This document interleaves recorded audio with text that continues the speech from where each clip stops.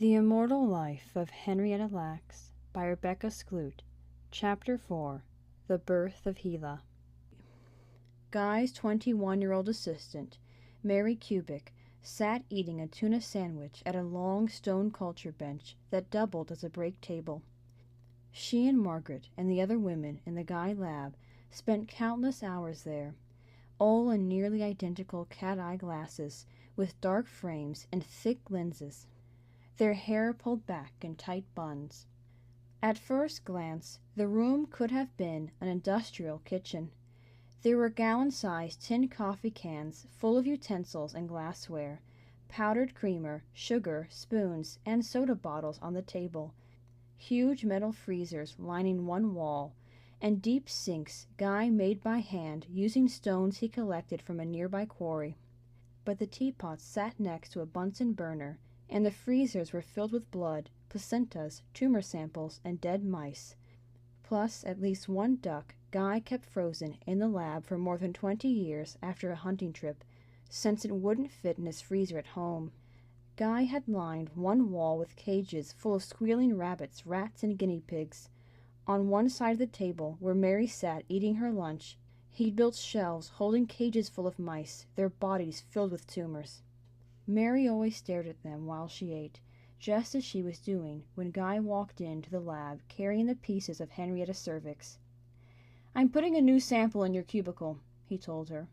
Mary pretended not to notice. "Not again," she thought, and kept eating her sandwich.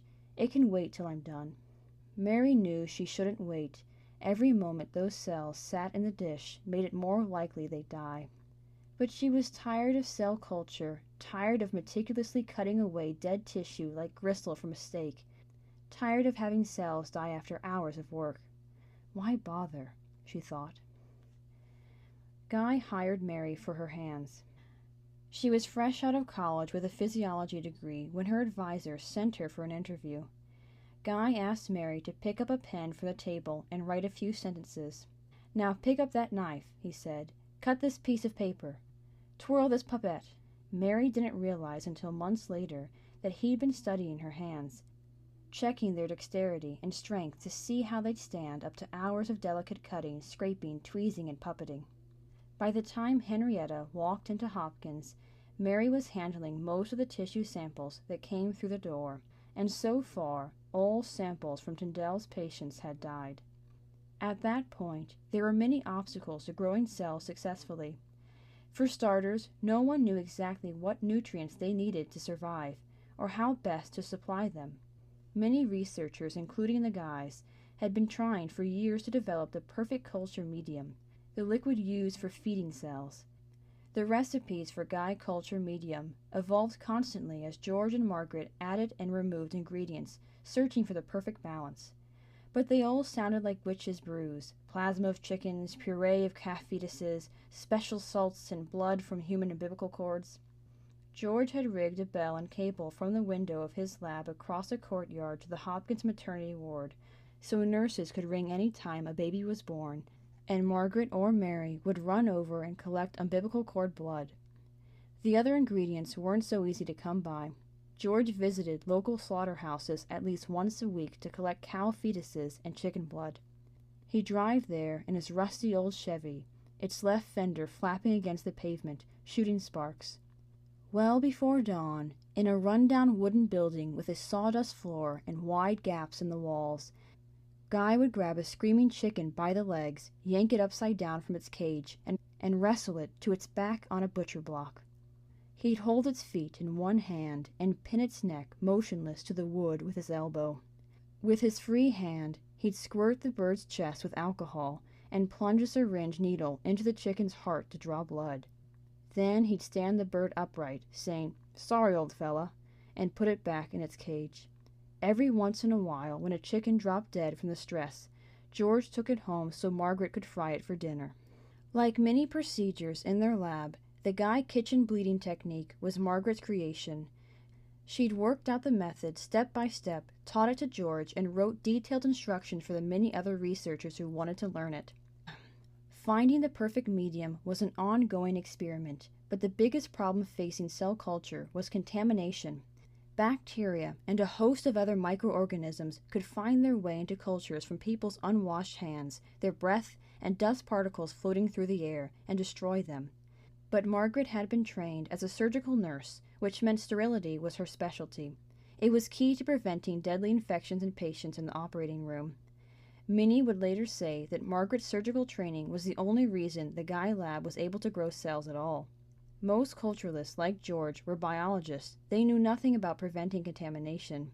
Margaret taught George everything he knew about keeping cultures sterile, and she did the same with every technician, grad student, and scientist who came to work or study in the lab. She had hired a local woman named Minnie, whose sole job was washing the laboratory glassware using the only product Margaret would allow, Gold Dust Twin soap. Margaret was so serious about that soap, when she heard a rumor that the company might go out of business, she bought an entire boxcar full of it. Margaret patrolled the lab, arms crossed, and leaned over Minnie's shoulder as she worked, towering nearly a foot above her.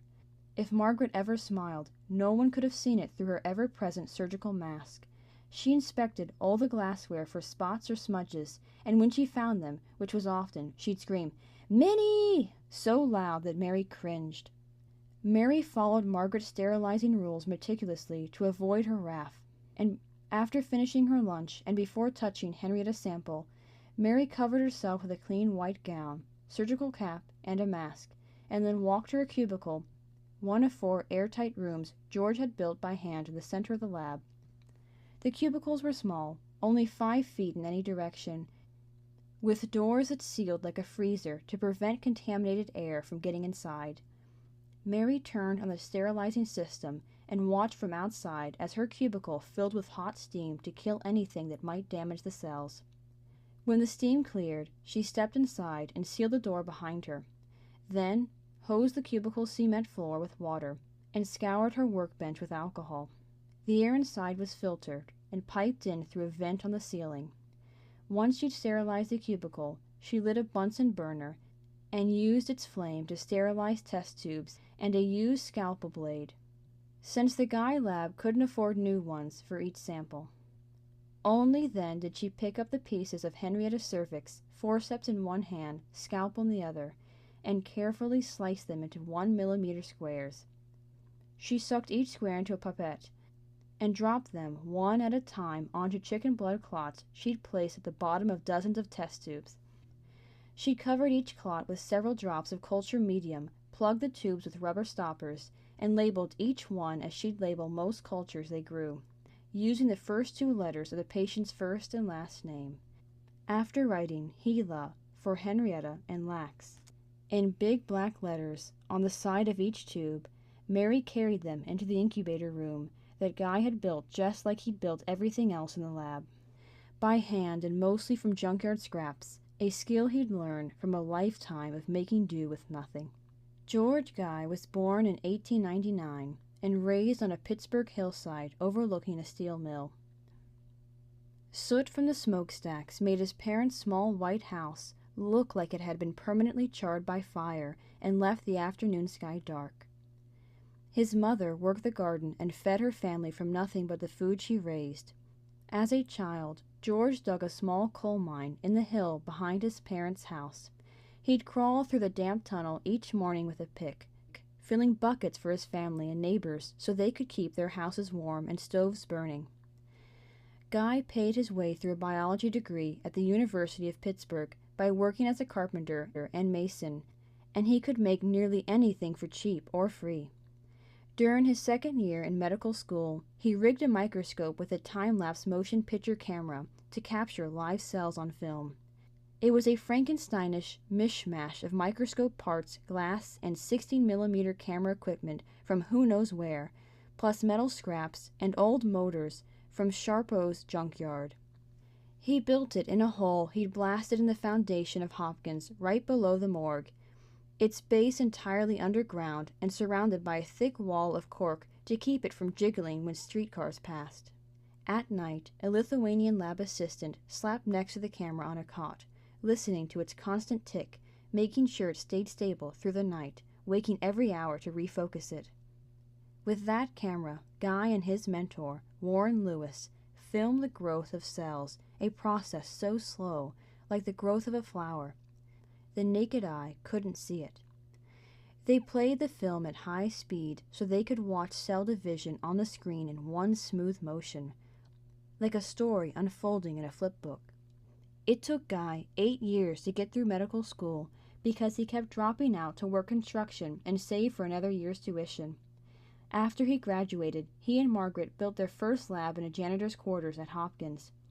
They spent weeks wiring, painting, plumbing, building counters and cabinets, paying for much of it with their own money. Margaret was cautious and stable, the backbone of the lab. George was an enormous, mischievous, grown-up kid. At work, he was dapper, but at home he lived in flannels, khakis, and suspenders. He moved boulders around his yard on weekends, ate 12 ears of corn in one sitting, and kept barrels full of oysters in his garage so he could shuck and eat them any time he wanted. He had the body of a retired linebacker, 6 feet 4 inches tall and 215 pounds. His back unnaturally stiff and upright from having his spine fused so he'd stop throwing it out. When his basement wine-making factory exploded on a Sunday, sending a flood of sparkling burgundy through his garage and into the street, Guy just washed the wine into a storm drain, waving at his neighbors as they walked to church. Guy was a reckless visionary, spontaneous, quick to start dozens of projects at once, filling the lab and his basement at home with half-built machines, partial discoveries, and piles of junkyard scraps only he could imagine using in a lab. Whenever an idea hit him, he sat wherever he was, at his desk, kitchen table, a bar, or behind the wheel of his car, gnawing on his ever-present cigar and scribbling diagrams on napkins or the backs of torn-off bottle labels.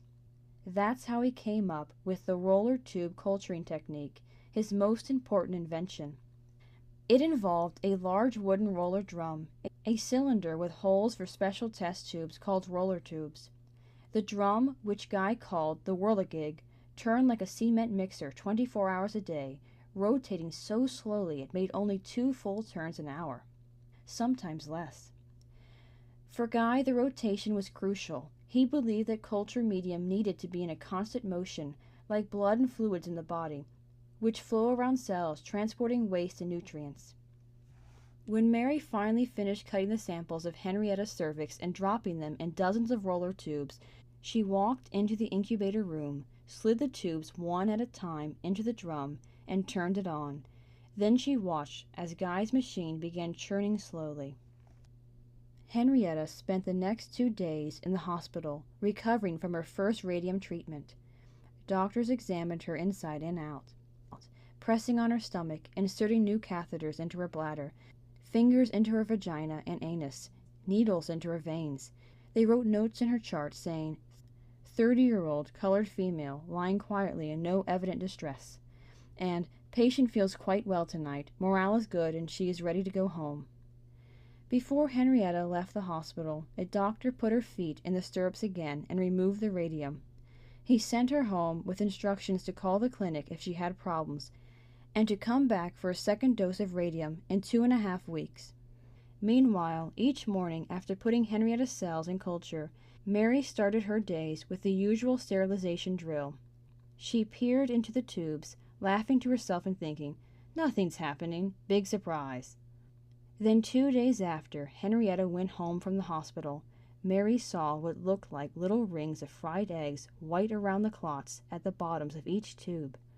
The cells were growing, but Mary didn't think much of it. Other cells had survived for a while in the lab. But Henrietta's cells weren't merely surviving, they were growing with mythological intensity. By the next morning, they doubled. Mary divided the contents of each tube into 2, giving them room to grow. Within 24 hours, they doubled again. Soon, she was dividing them into 4 tubes, then 6. Henrietta's cells grew to fill as much space as Mary gave them. Still, Guy wasn't ready to celebrate. The cells could die any minute, he told Mary. But they didn't. They kept growing like nothing anyone had seen, doubling their numbers every 24 hours, stacking hundreds on top of hundreds, accumulating by the millions. "Spreading like crabgrass," Margaret said. They grew 20 times faster than Henrietta's normal cells, which died only a few days after Mary put them in culture. As long as they had food and warmth, Henrietta's cancer cells seemed unstoppable.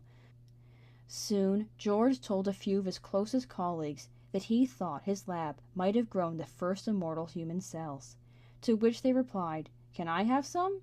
And George said yes.